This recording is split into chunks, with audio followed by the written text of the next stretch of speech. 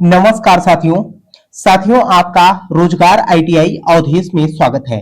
साथियों आज की क्लास में हम बात करने वाले हैं ITI first year electrician trade theory. इसके पहले साथियों हमने जो है आपको एक क्लास कंप्लीट कराया था, उसमें जो है हमने 20 प्रश्नों पे जो है बात किया था, है ना, जो कि आपके प्रीवियस ईयर के प्रश्न भी थे और साथ में इंपॉर्टेंट प्रश्न भी थे। तो आइए साथियों आज की क्लास को स्टार्ट करते हैं।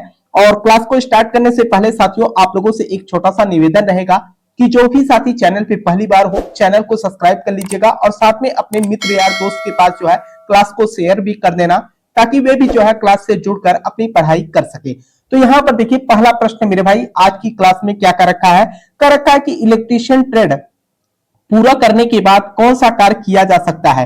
अगर आप इलेक्ट्रीशियन से आईटीआई कंप्लीट कर लेते हैं तो उसके बाद आप क्या क्या कर सकते हैं, यहां पर सीधे तौर पे ऑप्शन के अकॉर्डिंग आपको उत्तर देना है। यहां पर कर रखा है कि वायरमैन का कार्य कर सकते हैं, या मेंटेनेंस इलेक्ट्रीशियन का कार्य कर सकते हैं, या इलेक्ट्रिकल टेक्नीशियन भी आप बन सकते हैं। तो उपयुक्त सभी, यहां पर आंसर आपका क्या डी बन जाएगा। ठीक है, उपयुक्त तो सभी काम आप कर सकते हैं जो ऑप्शन में दिया है। आइए अगले प्रश्न में हम बात करते हैं। तो देखिए आपका अगला प्रश्न यहां पर क्या कर रखा है औद्योगिक प्रशिक्षण का उद्देश्य क्या है। औद्योगिक प्रशिक्षण का उद्देश्य क्या है, ये जो है आपसे पूछ रखा है। तो यहां पर कह रखा है कि केवल थ्योरी को पढ़ने के लिए होता है या प्रैक्टिकल कौशल विकसित करने के लिए होता है। तो आंसर आपका यहाँ पर क्या बी बन जाएगा। आइए अगले प्रश्न में हम बात करते हैं। तो देखिए आपका अगला प्रश्न यहां पर क्या कर रखा है। अगला प्रश्न देखिए, अगला प्रश्न आपका यहाँ पर कर रखा है कि घरेलू वायरिंग में सामान्यतः कौन सा वायर प्रयोग होता है। घरेलू वायरिंग में सामान्यतः कौन सा वायर प्रयोग होता है। तो इसमें हम एल्युमिनियम या कॉपर, तो हम यहाँ पर जो है घरेलू वायरिंग में जो है हम कॉपर के तार का जो है उपयोग करते हैं। तो आंसर आपका यहाँ पर बी बन जाएगा। अगला प्रश्न देखिए मेरे भाई आपका यहाँ पर क्या कर रखा है। अगला प्रश्न कर रखा है कि फेज वायर का सामान्यतः रंग क्या होता है। अगर हम फेज वायर कि सामान्यतः रंग की बात करते हैं तो यहां पर आपका जो आंसर होगा काला और लाल कलर में आपका फेज वायर होता है। तो आंसर आपका यहां पर क्या बी बन जाएगा। ठीक है, अगले प्रश्न पे अगर हम बात करते हैं तो आपका अगला प्रश्न यहां पर क्या कर रखा है कि न्यूट्रल वायर का सामान्य रंग क्या होता है। जो हमारे न्यूट्रल वायर होता है या तार होता है उसका जो सामान्य कलर होता है वह कैसा होता है। ये जो है आपका नीला भी होता है और काला भी होता है ना। तो आंसर आपका यहाँ पर क्या सी बन जाएगा। आइए अगले प्रश्न पे हम बात करते हैं साथियों। ठीक है, अगला प्रश्न देखिए आपका यहाँ पर क्या कर रखा है कि अर्थ वायर का रंग क्या होता है। जो हमारा अर्थ वायर होता है इसका रंग क्या होता है, ये जो है आपसे पूछ रखा है। अगर हम जिसको आप अर्थिंग तार के नाम से भी जानते हैं, अर्थ वायर का रंग क्या होता है, तो ये जो है आपके हरे कलर का होता है। तो आंसर आपका यहाँ पर सी बन जाएगा। ठीक है, आइए अगले प्रश्न में हम बात करते हैं साथियों। तो देखिए आपका अगला प्रश्न यहाँ पर क्या कर रखा है कि फ्यूज किस सर्किट में लगाया जाता है। फ्यूज जो होता है किस सर्किट में लगाया जाता है, ये जो है आपसे पूछ रखा है। वेरी वेरी इंपॉर्टेंट प्रश्न है मेरे भाई। अगर आप इलेक्ट्रिशियन से आईटीआई कर रहे हैं तो आपके लिए इंपॉर्टेंट है ही, और सामान्य वे में अगर आप अपने घर पे देखेंगे फ्यूज लगा है तो इसके भी बारे में आपको जानकारी होना बहुत ही आवश्यक है। कह रखा है कि फ्यूज किस सर्किट में लगा होता है, न्यूट्रल में लगा होता है, या अर्थ में लगा होता है, या फेज में लगा होता है, या कहीं भी आप इसको लगा सकते हैं। तो यहां पर अगर हम बात करें तो हमेशा जो है फ्यूज को हम किस में लगाते हैं, फेज तार में लगाते हैं। जो मेन होता है आपका उसी में जो है लगाया जाता है। तो आंसर आपका यहाँ पर क्या सी बन जाएगा। आइए अगले प्रश्न पे हम बात करते हैं। तो देखिए अगला प्रश्न आपका यहाँ पर क्या कर रखा है, और इसको आपने जनरली तौर पे मेरे भाई अपने घर में देखा भी होगा। यहाँ पर कर रखा है कि घरेलू सप्लाई में सामान्य वोल्टेज कितना होता है। वेरी वेरी इंपॉर्टेंट प्रश्न है मेरे भाई। घरेलू सप्लाई में सामान्य वोल्टेज कितना होता है, ये जो है आपसे पूछ रखा है। अगर हम घरेलू सप्लाई में सामान्य वोल्टेज की बात करें तो आपका 220 से लेकर 230 वोल्ट तक होता है, वोल्टेज तक होता है। तो आंसर आपका यहाँ पर क्या हो जाएगा, पी बन जाएगा। अगले प्रश्न में हम बात करते हैं साथियों।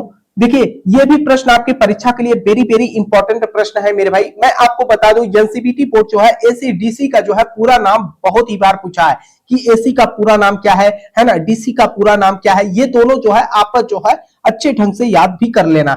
यहां पर कर रखा है कि 29 नंबर प्रश्न आपका कि एसी का पूरा नाम क्या है। एसी जो आपका होता है इसका नाम क्या है? इसको हम अल्टरनेटिव करंट के नाम से भी जानते हैं, है ना? तो ये जो है आपका आंसर क्या बन जाएगा?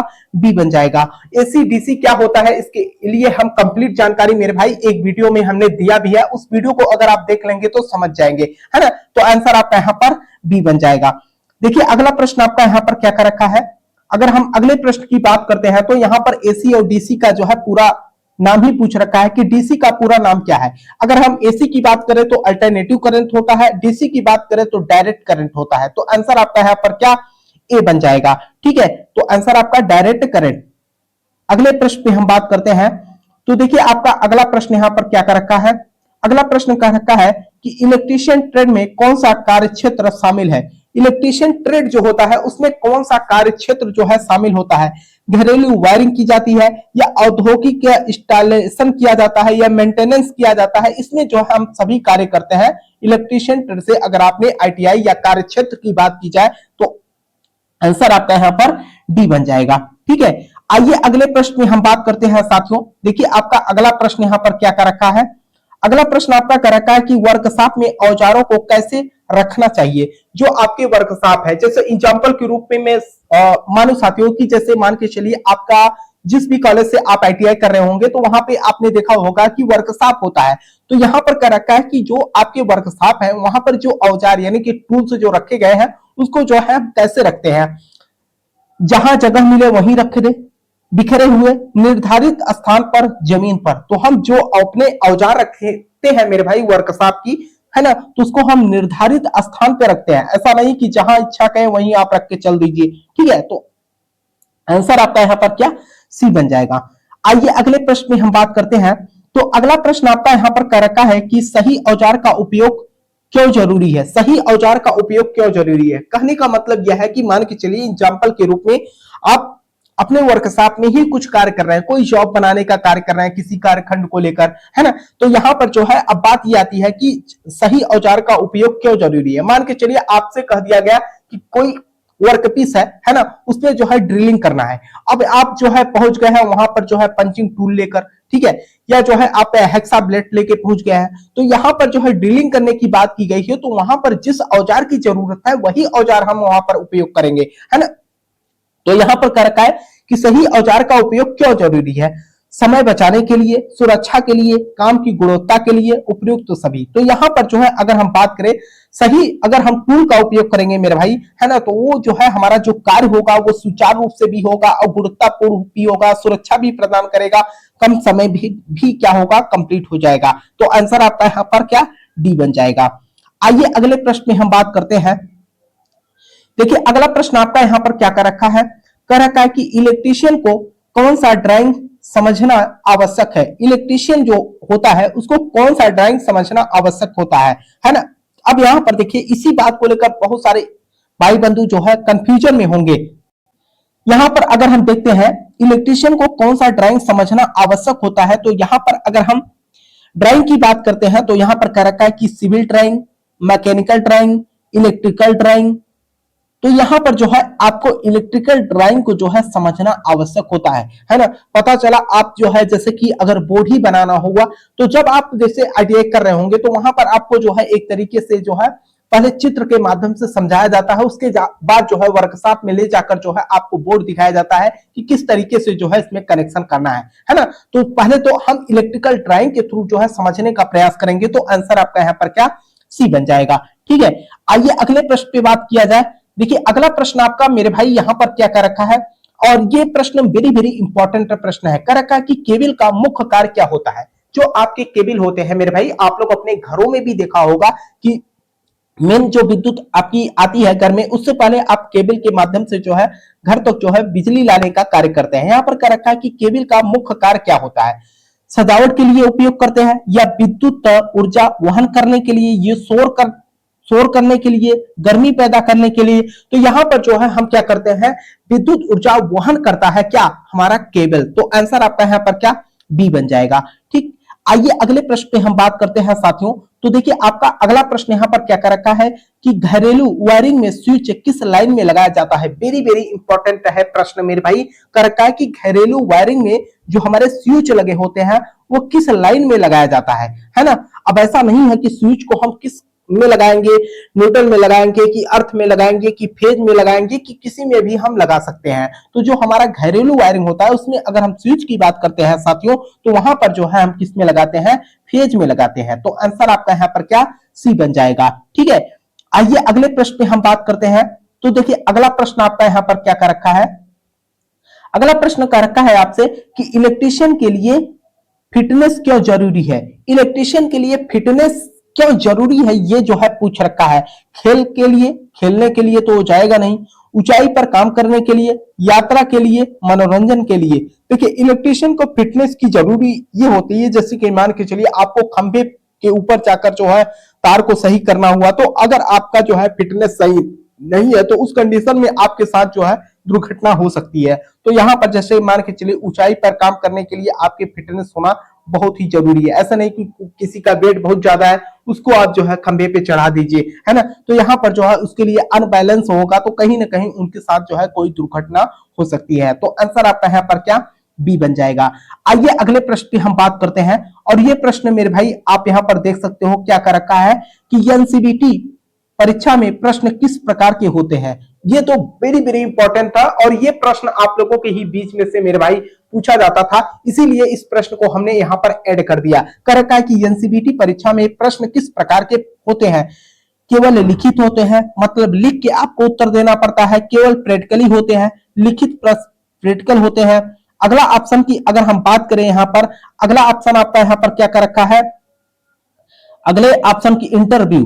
अब यहां पर देखिए जो आपकी परीक्षा होती है मेरे भाई, आपने देखा होगा कि रिटर्न भी होता है। रिटर्न का मतलब यह है कि जैसे आप जो सीबीटी परीक्षा देते हो मेरे भाई, अब यहाँ पर कंप्यूटर बेस्ड परीक्षा हो गया, तो उसमें आपको लिखना तो नहीं पड़ता, लेकिन जो आप प्रश्न आएगा उसको हल करने के लिए तो लिखेंगे ना, है ना। तो यहाँ पर लिखित प्लस प्रैक्टिकल। अगर हम प्रैक्टिकल की बात करें तो वहां पर भी क्या किया जाता है, लिखा जाता है। कॉपी आपको मिलती है एनसीबीटी बोर्ड की तरफ से, उसमें जो प्रैक्टिकल आता है उसको लिखा भी जाता है ना। तो अगर हम बात करें यहाँ पर लिखित प्लस जो है प्रैक्टिकल के साथ जो है यहाँ पर कंप्लीट कराया जाता है। तो आंसर आपका यहाँ पर क्या, सी बन जाएगा। आइए अगले प्रश्न में हम बात करते हैं साथियों। तो देखिए आपका अगला प्रश्न यहाँ पर क्या कर रखा है, अगला प्रश्न आपसे पूछ रखा है कि इलेक्ट्रीशियन ट्रेड में अप्रेंटिसशिप क्यों की जाती है। इलेक्ट्रीशियन ट्रेड हो, चाहे फीटर ट्रेड हो, चाहे डीजल मैकेनिक हो, चाहे इलेक्ट्रॉनिक मैकेनिक हो, किसी भी ट्रेड से मेरे भाई आपको भी पता है कि टोटल अगर हम आईटीआई ट्रेड की बात करें तो 122 टोटल ट्रेड है ना।